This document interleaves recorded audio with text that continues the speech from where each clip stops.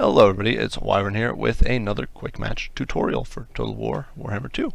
This time around we will be discussing the use of the rampage abilities on the Death Hag as well as the Witch Elves.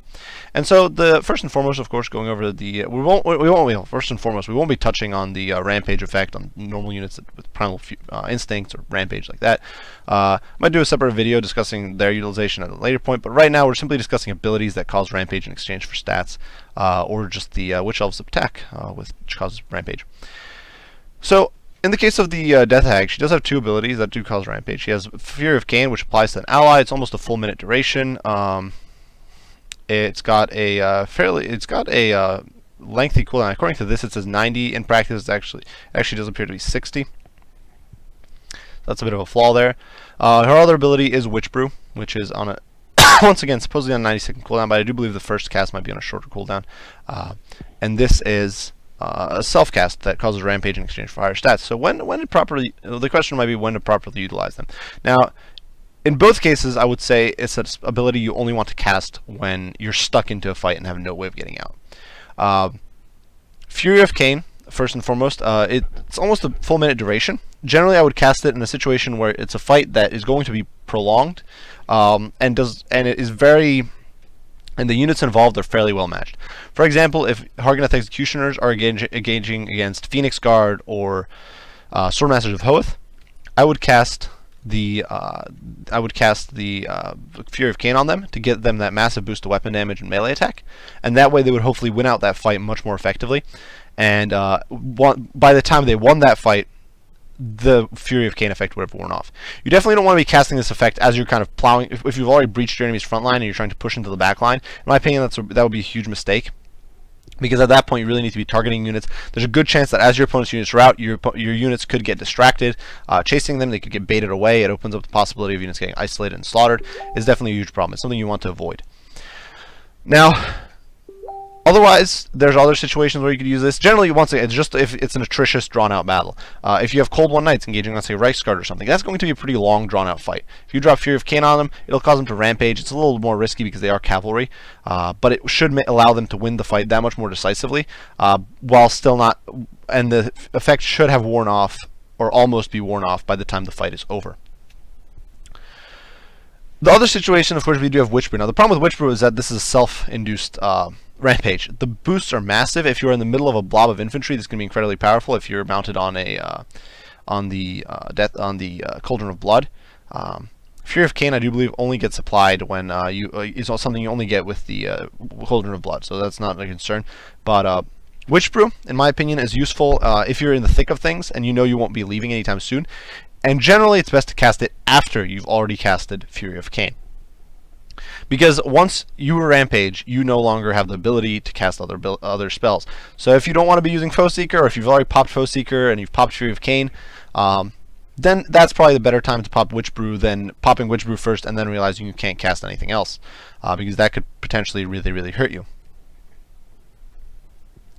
So that's just one really important. I think that's something to keep in mind when you're using Witch Brew. Otherwise, if you're, for example, backed up against a wall, say in this situation, say Tyrion was on top of me and I had no way of getting Tyrion away, I couldn't just drag him through my Black Guard or something, then in that situation, I would definitely pop Witch Brew, because while you will be forced to stay and fight, it allows you, pumps your melee attack up a whole bunch, pops up your weapon strength, and that will allow you to dish out a lot more hurt. In return, essentially, it's a bit of a spite ability. You're losing, things are going badly, or you're forced to fight, and so you resort to Witch Brew to get you some boosts.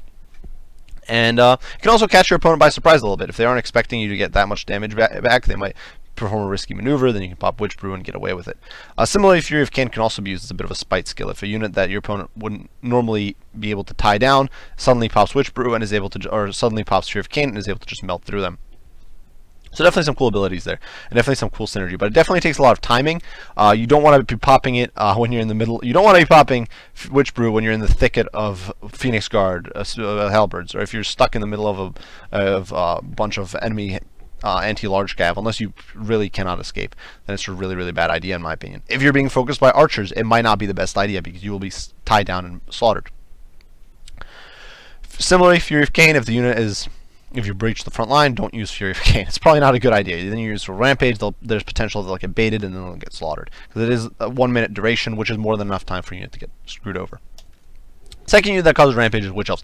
Witch Elves have a cool little ability here called the Madness of Cain, which is a slight melee defense debuff. 10% is not going to make much of a difference. On the units where it would make a difference, like Phoenix Guard, those units are usually pretty resistant to Witch Elves, so it's maybe a little bit of a support spell, or supportability in that sense, but nothing too special. The minus 24% speed is huge. That can bring heavy cavalry down to size. They can bring them down to around 50-ish speed. Definitely cripple them that way. You can bring even anything you catch with them. It's going to be much easier to catch and much easier to pin down. But most importantly, though, is the fact that this induces Rampage in an enemy unit, and this forces them to fight you. Now, the ideal situation with Witch Elves, and usually the way you'll see them deployed, probably the most common use, is to shut down enemy cavalry. You put them in the back line like this behind your Dark Shards. I wouldn't say this is an optimal formation, but this is a decent sort of demonstration formation. If your opponent comes in from the flanks with, say, Illyrian Reavers, or if they come in with Dragon Princes even, or anything like that, you can throw the Witch Elves in. The Witch Elves will tie them down. Your Dark Shards can disengage. They will be rampaging, so that your opponent can't just disengage and run away. They can't do something like that. And in the meantime, you can pull back Black Guard of Nagaron. You can reposition your Dark Shards, start shooting the enemy cavalry down. And all that sort of stuff. Oh, and sometimes if it's a light cavalry unit, the Witch Elves will slaughter them all on their own. The Witch Elves are not a pushover in melee against lightly armored targets. But it's definitely a very potent ability from that perspective. It can just help you absolutely massacre light enemy troops. Basically, they will stick around until they rout. And in a lot of situations, that can mean they basically get annihilated. So this is a very potent ability as a sort of backline defense. Now, there's other uses, and if your opponent, for example, has a monsters here, let's say they have Kroq-Gar, or they have Mazdamundi on Zlok, or they have something like that, they might try to force path through the center, in that case, or force path through your troops. In that case, you can throw the Witch Elves into the fight, tie them down. If, for example, Kroq-Gar gets caught over here just trying to poke some damage in, then you can push in your Black Guard, surround him, and start beating him down very heavily. You can cause immense amounts of damage just by keeping your enemy tied down in place. And this is just very potent. Obviously, if the front line is going in a certain manner, if, for example, your opponent potentially wants to reposition a unit of Phoenix Guard or something, you can throw the Witch Elves in. If you see that they've got, let's say, Phoenix Guard fighting Bleak Swords or something, and then they see that you've got cavalry coming in, you can throw Witch Elves against them. The Witch Elves will not win. In a lot of these situations, the Witch Elves will not necessarily win, but they just buy you time by tying them down.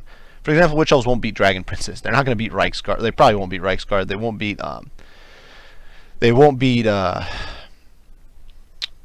Demigriffs or something like that, but they can tie them down, buying you time to reposition, buying you time to do damage. Now, the other benefit they have against heroes, and especially if you can get on top of a caster with them, for example, if your opponent has Archaon or something, you can throw your Witch Elves against him. They hit him, they cause that Madness of Cain, they are no longer able to cast. In a lot of cases, caster lords, like for example, so even if you're not able to necessarily get other units to kill the lord, or they're a hard kill, then if you can just cause them to rampage, that will prevent them from casting. For example, if you catch Mazdamundi, Mazdamundi will no longer be able to spellcast, and he won't be able to use his abilities, which could be very beneficial for you. So that's a huge use. Now, you always want your Witch Elves in the back anyway, no matter what, I think, because as long as you're fighting an opponent with shooting, Witch Elves are incredibly susceptible to being shot down. They only have 20% physical resist, 5 armor, so they will get torn to shreds by enemy archery. But if you can keep them safe in the back, ready to counteract enemy, they're really a responsive unit. They're not so much an aggressive unit that you throw in. You wait for your enemy to try to plow through with a monster, you wait for enemies to try to flank you with cavalry, and then you push the Witch Elves in. A final little use that I would mention, if your opponent, for example, doesn't bring a lot of shooting, or for example, if you're fighting against dwarves, you can use them to tie down slayers. Keep slayers in place while your cavalry gets into their back line. You can try to flank around and get on top of the enemy shooting itself. If you get Witch Elves are pretty quick at 44 speed. If you can get them into the enemy back line, they will tie archers down. Archers will start rampaging, and the archers can't escape. Generally, this is a little harder to pull off against humans. Against AI, especially if you're doing campaign, this is actually rather doable, and you can oftentimes catch multiple archer units at once, and the Witch Elves will absolutely massacre them. They're incredibly potent. And in that situation, and that's a very powerful usage of Witch Elves, in my opinion. If you can get them into the enemy backline, because they will do far more damage to our enemy archers than most other melee infantry will. Most other melee infantry will start pursuing, the archers will start running away, and then you're stuck trying to chase them down. And even if you're faster than them, this will be difficult. But with the Witch Elves, they're stuck fighting. It doesn't matter if they're goblins, they'll try to fight, and Witch Elves can rack up an immense amount of kills. So this was a bit of a talky video. I definitely talked a lot. I apologize for kind of ranting and raving, but I did just want to go over the different uses of Witch Elves' Madness of Cain ability, as well as the different uses of the Rampage inducing abilities on the Death Hag. And I hope it gave you guys some ideas on how to properly utilize it, and how to make the most of it, and hopefully not utilize it in the wrong way. Especially with the Death Hag, there's a lot of situations where you want to get more damage out, but it's not necessarily the best idea. It's a very risky ability to use in both situations, because it could put you in a worse position than you would be prior. So I do hope you guys found this video helpful. If you did, be sure to leave a like and subscribe down below for additional content. If you think this is a bad format, or if you think I can improve these videos, and I'm sure I can, then I would love if you guys would put down your input and your ideas down below. I'd be sure to read it and respond as soon as I can. As usual, guys, I do appreciate you all for watching, and I will see you all in the next one. Wyvern out.